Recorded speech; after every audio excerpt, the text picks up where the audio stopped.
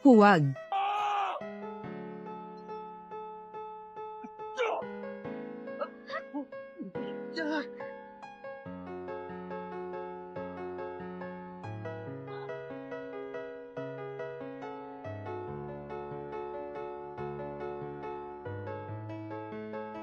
Yung Cheng. Dalhin niyo si tatay para magpagamot. Ako na ang bahala sa kanya. Ang mga paamoy matatag na parang bundok. Saang sekta ka nabibilang? Yechi. Bumalik ka rito. Bumalik ka na.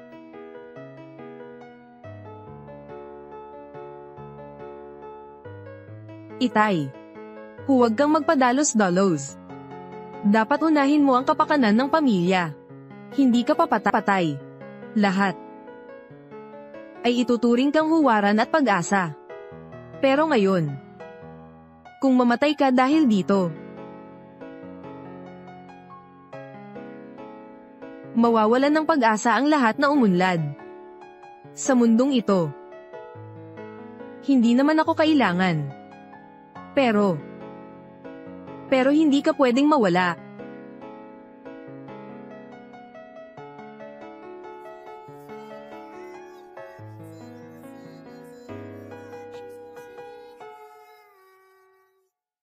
Hoy, umalis kayo dyan. Tama ang Sifu. Ako, si Tran Fuong. Tiyak na walang kakayahang talunin ng kalaban. Pero ikaw, iba ka. May pag-asa pa, at saka, bago ka pa maging chairman, ako pa rin ang unang disipulo. Ako pa rin ang magdedesisyon. Huwag kang mag-alala. Mauna na ako.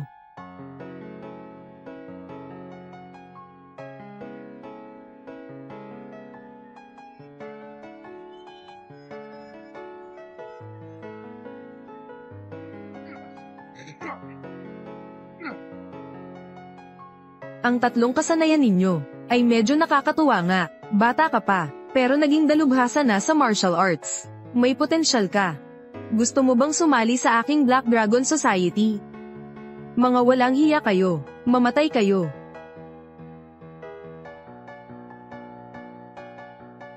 Kuya. Pakalmayan ang paghinga. Tumingin sa buwan. Magtipon ng lakas, sumugod. Paano siya biglang naging ganoon kalakas? Hindi siya ang lumakas, kundi nalaman niya ang kahinaan. Ikaw iyon. Kahit ang master ay natalo, tapos nakita ng young master ang kahinaan. Mas malakas kaya ang young master kaysa sa inaakala natin. Sino ka ba talaga? Ang batang master ng pamilya Yechi. Hindi pa kita naririnig. Sino ka? Saan ka galing?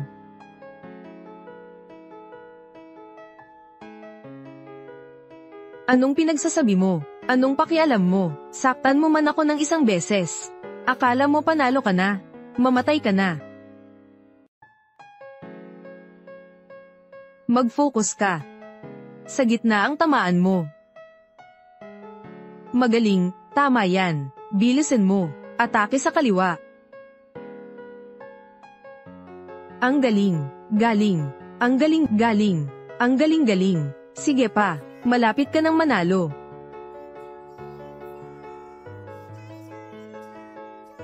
Paano ka nakatakas dyan? Bilisin mo, umiikot.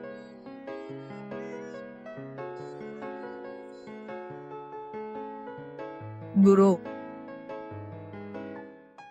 Bakit hindi mo ako patayin?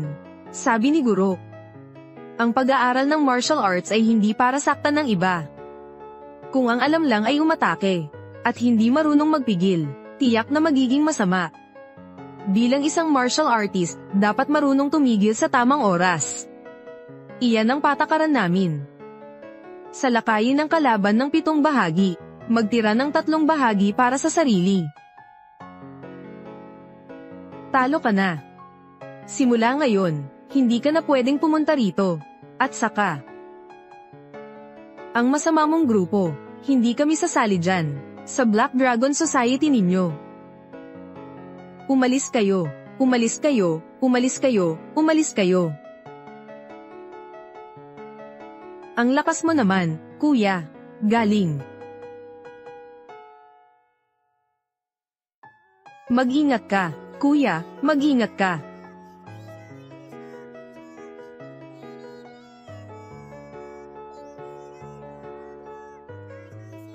Hindi mo sinusunod ang mga patakaran. Nagbago na ako. Ang mga walang kwentang alituntunin na yun. Yechi. Kuya, kuya. Huwag na po kayong mag-away. Magtiis ka.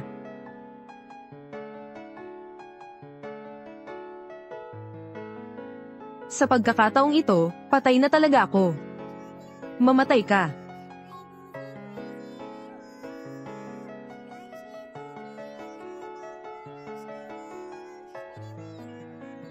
Kuya, huwag.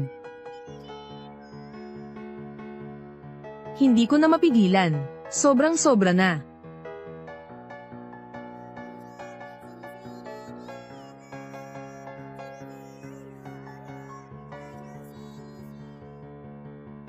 Nawala na ang dangal ng martial arts. Ang traidor ay dapat parusahan. Chutilak, sumpa ka. Anong galing sa pagsalakay ng patago? Halika rito.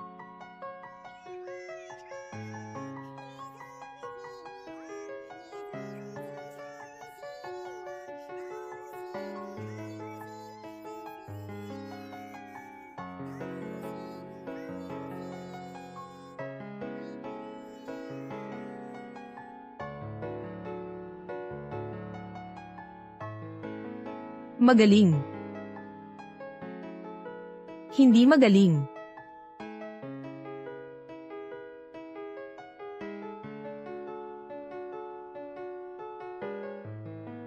Pa, huwag na po kayong lumaban.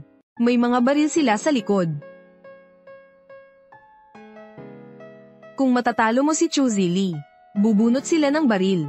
Kapag pumutok ang baril, mapapansin ng kalaban. Kung malalaman nila ang pagkatao mo, tiyak na mamamatay ka, pati ang buong samahan ay mapupuksa. Dahil ito sa aking kawalan ng kakayahan at pagiging konserbatibo. Idinamay pakita, ang lihim ng kung fu ng Long Hugang. Nasa kay Tran Fuong. Ibigay mo sa kanya. Pa. Vinton, dalhin mo si Papa sa ospital. Sige.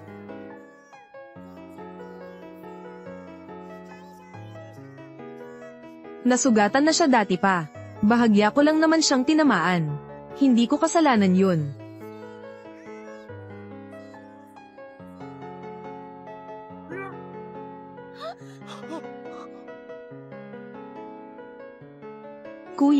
Kuya, huwag po. Hindi ko na kaya.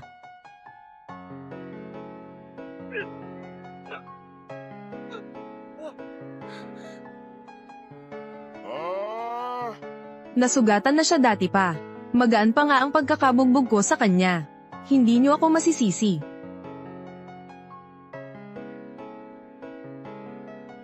Malakas ang martial arts ni Master Chu. Suko na ako.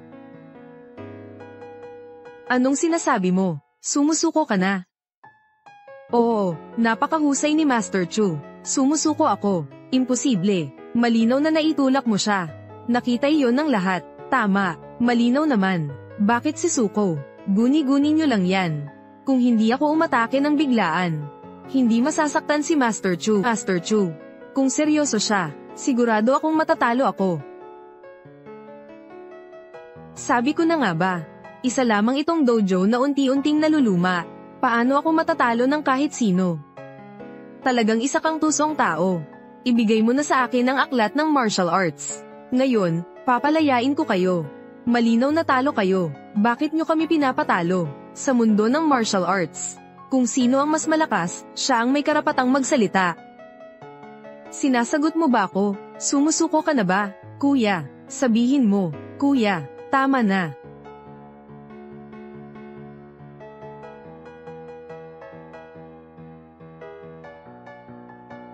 Ibigay mo sa akin yan.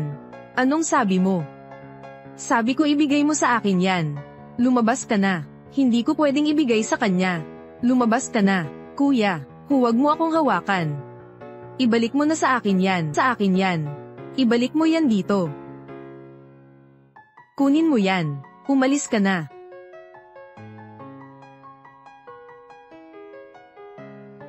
Duwag ka lang. Hindi karapat-dapat maging tagapagmana. Ito ang grupong H-Long. Siguradong tapos na talaga siya. Tara na. Hinto. Tara na. Tigil dyan. Ibalik mo yan, kuya. Ibalik mo na sa akin yan. Bakit kailangan pang magsinungaling? Tinalo mo si Chu Zili. Bakit mo ibinigay sa kanya? Bakit ka sumuko? Malubha ang sugat ng master. Kung magpapatuloy tayo, makakasama lang ito sa atin. Ganun pala. Takot ka sa mga Hapon. Takot ka palang mamatay. Hindi ako takot sa mga Hapon. Pero, tumahimik ka. Tumahimik ka. Ano ang sabi ng master? Para pukawin ang diwa ng pakikipaglaban. Kapag nagkaisa ang lahat, doon lamang mapupukaw ang damdamin ng bayan. At ikaw? Akala ko noong una, ikaw ay malakas at matapang. Isang dakilang bayani ng ating bansa. Pero nang makita kita ngayon, doon ko lang napagtanto na, hindi ka pala katulad ni Bruce Lee. Kundi isa ka lang, duwag at takot sa kalaban. Malubha ang sugat ni Master. Pero takot ka sa kanila. Sumuko kay Chu Zili. Ibigay mo sa kanila ang aklat. Tapos ako pa ang nagpakahirap para protektahan ka.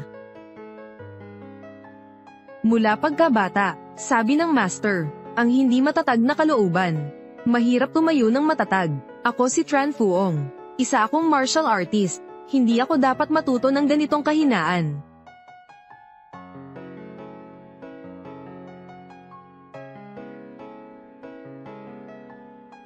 Simula ngayon, ako, si Tran Fuong, ay puputulan na ang ugnayan sa'yo. Opisyal na akong aalis sa grupong Longho. Puputulan ko na ang ugnayan. Opisyal nang umaalis sa grupo ng Longho. Yechi. Hindi ka parapat-dapat maging chairman. Umalis na tayo. Pagkakanulo, hayop ka, masama. Traidor, masama, salbaha. Isang duwag.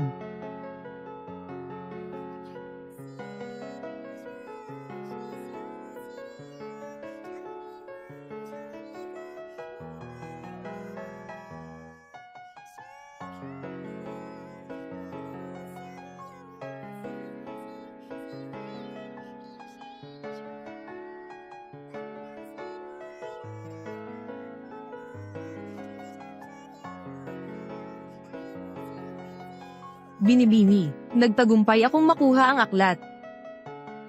Tingnan mo.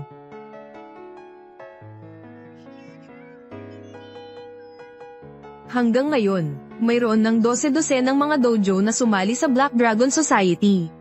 Yung mga ayaw sumali, ay tinalo ko na lahat. Sa lalong madaling panahon, ang Black Dragon Society ay tiyak na mapag-iisa ang mundo ng martial arts. Magaling.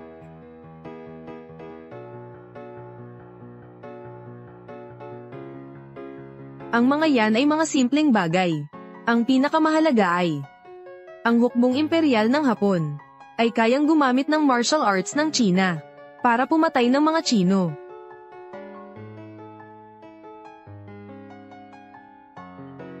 Kinikilig ako sa pag-iisip pa lang.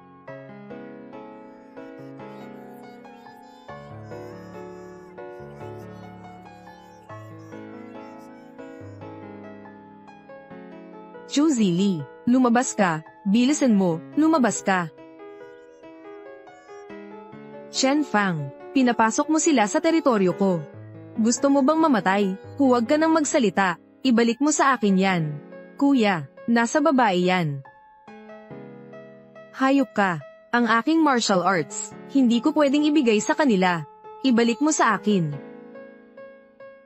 Kuya, ang inyong martial arts, Maaari naming tanggapin. Karangalan nyo yan. Kung hindi nyo alam pahalagahan. Master Chu. Kawada, huwag kang mag-alala. Ako to, ilang minuto lang. Aayusin ko sila. Sabay-sabay.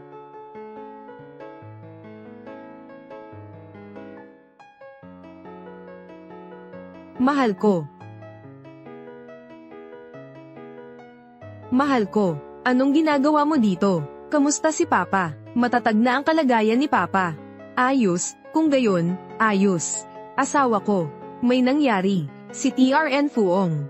Pumunta siya sa mga Hapones para hamanin si Chu Tilap.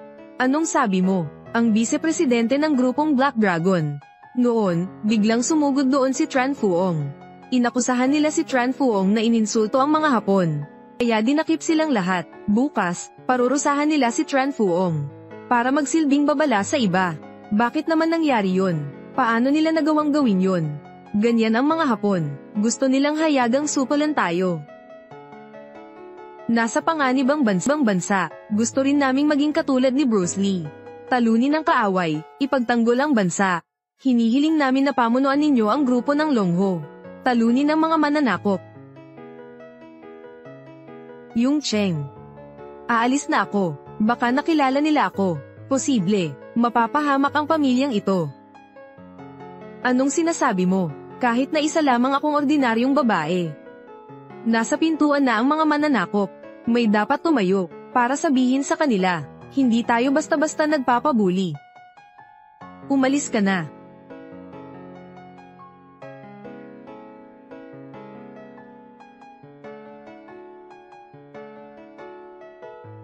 Huwag kang mag-alala.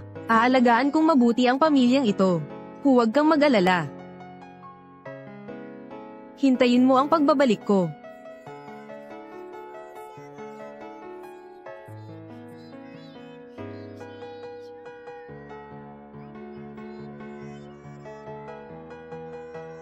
Tingnan mo sila, nakakahiya naman. Ito pala ang grupo ng Longho. Talagang sobra na sila. Oo nga, sa ngayon, dinakip na ng mga Hapon ang mga disipulo. Grabe naman talaga. Nabalitaan ko na ninakaw nila ang martial arts ng grupo ng Longho. Pumunta si TRN Fuong para bawiin ito. Pero ang resulta, hahayaan na lang ba natin silang insultuhan tayo?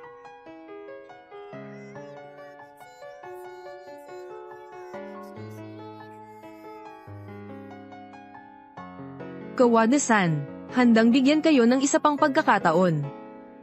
Kung aaminin lang ninyo sa publiko, na mas malakas ang Japan kaysa China, at sumali sa grupong Black Dragon, palalayain ko kayo. Buwisit ka, kinikilala ko ang mga ninuno mo. Ang liit-liit ng bansa nyo. Hindi kayo karapat-dapat ikumpara sa amin. Ako si TRN Fuong. Kahit mamatay pa ako, hindi ako magpapasakop sa mga Hapon. Tama. Talagang hindi kayo basta-basta sumusuko. Kung lahat kayo ay walang kinatatakutang kamatayan. Kung gayon, bakit mahigit 10 dojo ang sumali sa Black Dragon? Lahat ba sila ay kusang loob na ibinigay sa akin ang aklat ng martial arts? Ang aklat na ito, ang pinagmulan, ibigay nyo ito, para na nilang sinisira ang sarili nilang dojo. Sira na ba sila? Ang daming libro, kung matutunan yan ng mga Hapon. Tayo. Paano tayo lalaban? Sabi ko sa inyo, dahil sa puso ninyo, nagdadala pa rin ng pagiging hamak. Kaya maraming sumusuko sa amin. Ang sinasabing mas gugustuhing mamatay kaysa sumuko, ay pagpapagaan lang ng loob ng mahihina. Nakikita nyo ba yung 4 na letra na yan? Isang grupo ng mga walang silbi. Kayo ang tinutukoy niyan. Lahat kayo ay hamak. Ikaw ang hamak. Hamak, sabi ng mga Hapon, wala tayong silbi, hindi ko matitiis yan. Mga kasama, sugurin natin sila. Sinong lalaban? Kung gayon, mamamatay akong kasama nila. Anong ginagawa nyo dyan? Tara na, mauna ka na, ayokong mamatay. Mga kasama. Sabi ko na nga ba? Wala kayong silbi, at saka, napakatapang pa. Wala nang lunas yan. Kung ganun, tingnan ninyong mabuti. Ang pagtataksil sa imperyo ng Hapon ko. Ano kaya ang kahihinatnan? Patayin sila. Patayin sila. Sa susunod na buhay, hilingin ninyong maging Hapon kayo. Huminto ka.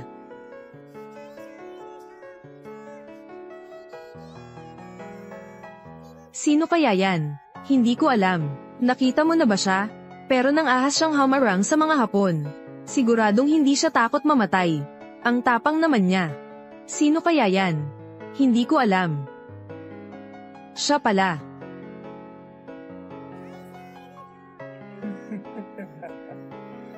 Kaya mong tapusin mismo ang buhay ng disipulo mo. Hindi ko akalain. Desidido ka rin pala. Simula ngayon.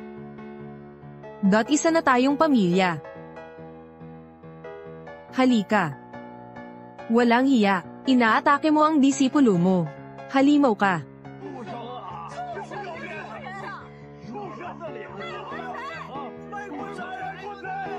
Traidor sa bayan, walang kahihiyan.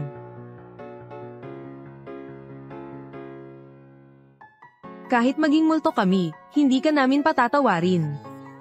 Halika. Hindi karapat-dapat maging tao.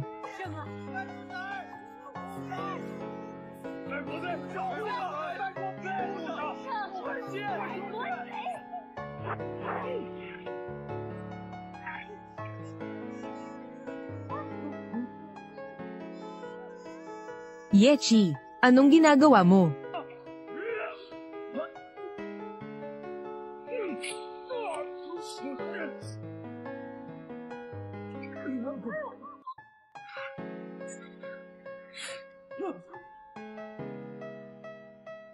Hindi ako Hapon.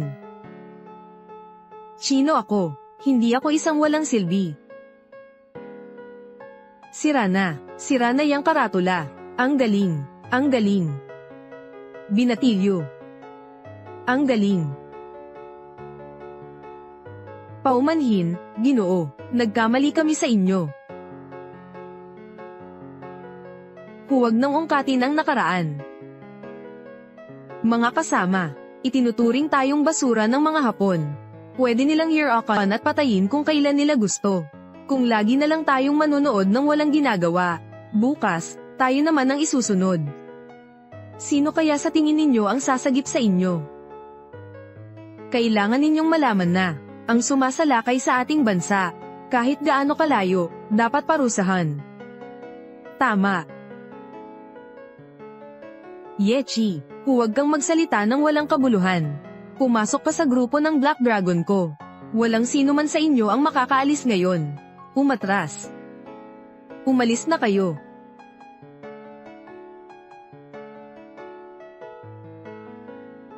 Isang dalubhasa si Chuzelak. Sa isang suntok lang, natalo na siya, ang bagong pinuno ng Longhumen. Talagang malakas, talagang ang mas malakas ang pinuno. Higit pa kay Zuzili. Ang lakas niya, noon, bakit siya sumuko? Walang pattern ang mga galaw niya. Hindi ko talaga malaman kung anong martial arts yan. Mahina lang ba talaga si Zuzili? Hindi kailangang maglabas siya ng buong lakas. O baka naman hindi pwedeng ibunyag ang pinanggalingan niya. Kaya sinasadya niyang itago. Kanina, nagpabeya lang ako. Sa susunod, kukunin ko na ang buhay mo. Magaling, magaling, ang galing. Chutilak, tapos natalo pa siya ng ganoon. Sa bansa natin, ang daming sekta. Bakit ngayon ko lang siya naririnig? Ang lakas nga. Isa siyang tunay na mandirigma. Sinasabi ko sa iyo, kung manggahas kang saktan ako. Ang sampal na ito, para sa pagtataksil mo sa bayan. Walang kahihiyan. Ang sampal na ito, para sa pananakit mo sa mga inosente. Sa pag-asta mo na parang siga. Ang sampal na ito, ang mambuli ng iba, ay hindi karapat-dapat mabuhay.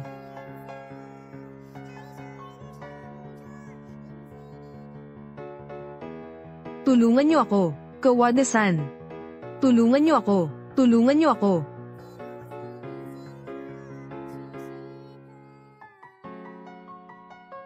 Pumutok na ang lahat ng ugat mo.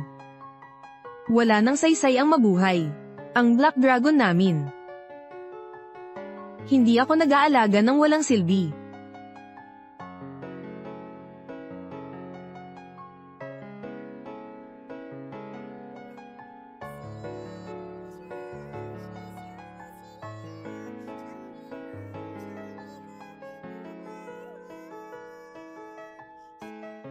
Hindi masama, kaya mong talunin si Chu Zili ng madali. Humahanga ako sa lakas mo. Ang isang taong may talento na katulad mo, ay bagay na sumali sa Black Dragon Society. Gusto mo bang pag-isipan ulit? Huwag kang magmadaling tumanggi, kung handa kang sumapi sa Black Dragon Society. At maglingkod sa Hapon, kung gayon. Gagawin kitang pinuno ng buong Jiangho.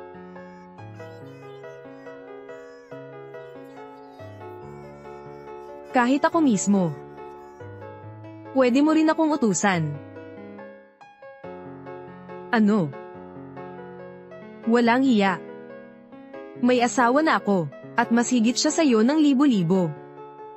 Ang mga babaeng katulad mo, kapag hinawakan, nakakadiri.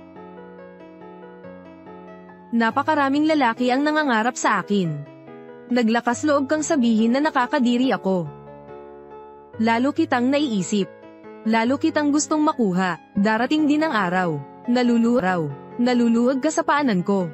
Hahayaan kitang patayin mismo ang asawa mo.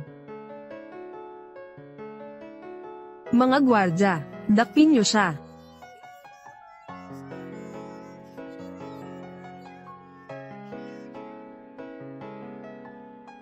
Master Liu Feng, mahigit 10 taon na ang nakalipas. Nasa tuktok ng rurok. 10 beses na mas malakas kaysa kay Chu Zili. Sumali siya sa grupong Black Dragon.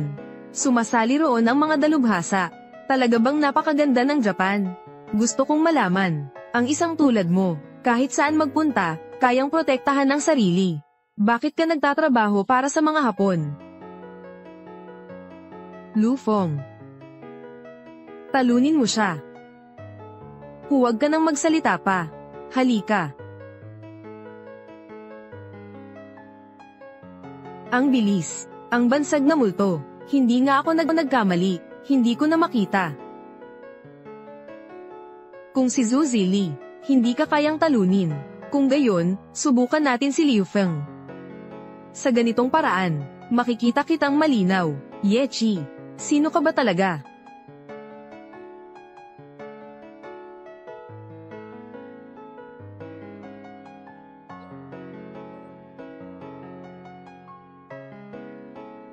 Limang minuto. Sa loob lang ng 5 minuto, tinalo si Lu Feng. Kamangha-mangha. Paano siya naging ganoon kalakas? Sino ba talaga siya? Sayang, ang bilis ng laban. Wala akong nakita. Sino siya? Ang dahilan kung bakit ka natalo ng ganoon kabilis ay dahil nag-aalinlangan ng puso mo. Nakikita ko iyon. Hindi mo talaga gustong maglingkod sa mga Hapon.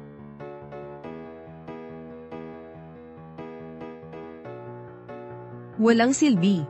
Malaki ang inaasahan ko sa iyo. Ganyan mo ako susuklian. Bigyan niyo pa ako ng isang pagkakataon. Kaya ko pang lumaban. Hindi pa nga umaabot ng 5 minuto. Wala ka talagang silbi. Simula ngayon, hindi ka na miyembro ng Black Dragon. Umalis ka na. Pagkaalis ko, palalayain mo ba ang anak ko? Ang anak mo, matagal na siyang patay, 3 taon na ang nakalipas. Niloloko lang kita.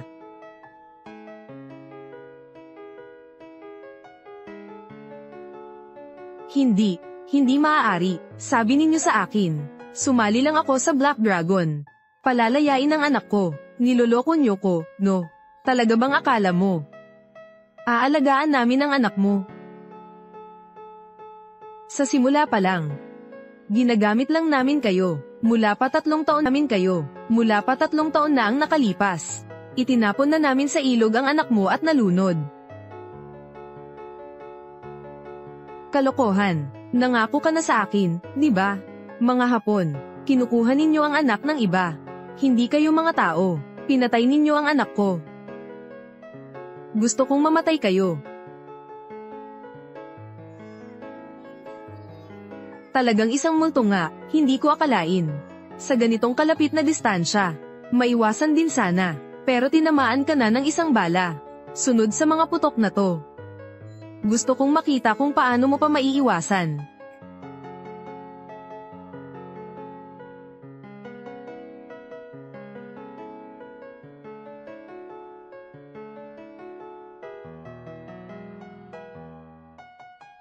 Namamalikmata ba ako? Nabara niya yon. Ang bilis naman. Sobrang bilis, sobrang bilis. Siya ang multo.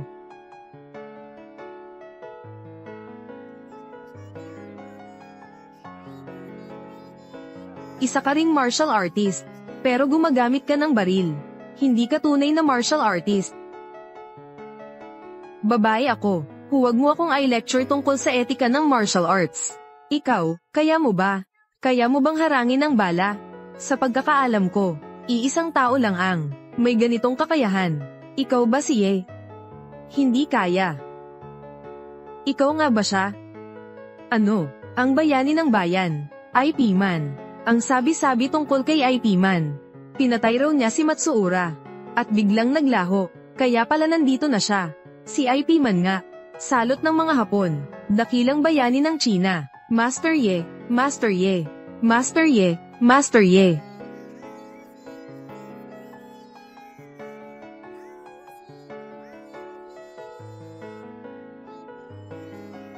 Pareho kayong Ye. Si Ip Man, naglakas loob tapakan ng mga Hapon. Para maging alipin niya. At ikaw. Isa kang duwag. Walang kahihiyan. Si Ye Chi ay si Ip Man. Senyorito, totoo ba?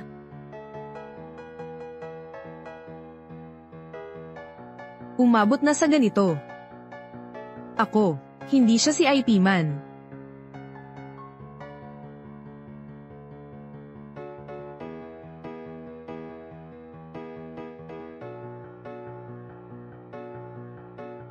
Dalubhasa sa kamao. Dalubhasa sa armas. Dalubhasa sa bilis. Sila ang mga kilalang maestro sa lahat ng dako. Hindi ko akalain, dumating na pala sila.